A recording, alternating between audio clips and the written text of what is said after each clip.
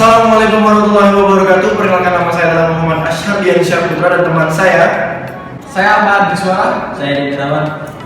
Baik, kali ini saya akan membagikan video mengenai bagaimana cara presentasi yang baik dan benar. Untuk itu, saya harap kalian mengikuti terus video kami selanjutnya. Baiklah, jangan berlama-lama lagi. Mari kita saksikan video berikut ini. Baik, hal yang pertama yang harus diperhatikan oleh seorang presentator yaitu ketika dia menyampaikan presentasi tidak boleh membelakangi audiens. Jadi mengenai persenjataan TNI yang digunakan saat ini, yaitu persenjataan yang sedang diproduksi oleh PT Pindad. Seperti ini. Ini adalah salah satu jenis persenjataan. Jadi yang kita pelajari mengenai pembahasan materi pada malam hari ini, yaitu mengenai pemrograman. Ada beberapa bahasan pemrograman yang sering kita gunakan, terutama untuk seorang. Jadi mengenai bahasa pemrograman yang sekarang sedang ramai digunakan, yaitu mengenai bahasa pemrograman Android. Adapun faktor pendukung untuk menjalankan sebuah pemrograman yaitu disebut dengan framework.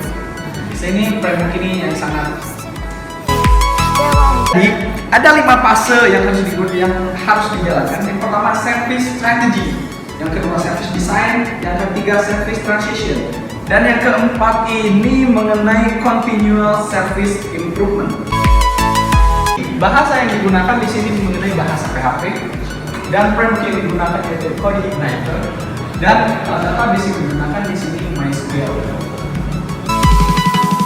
Jadi pada pelajaran kita malam ini mengenai mobile technology, di sini kita menggunakan Android Studio yang akan kita bahas.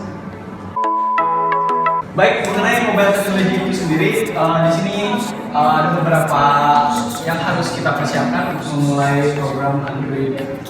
Yang pertama.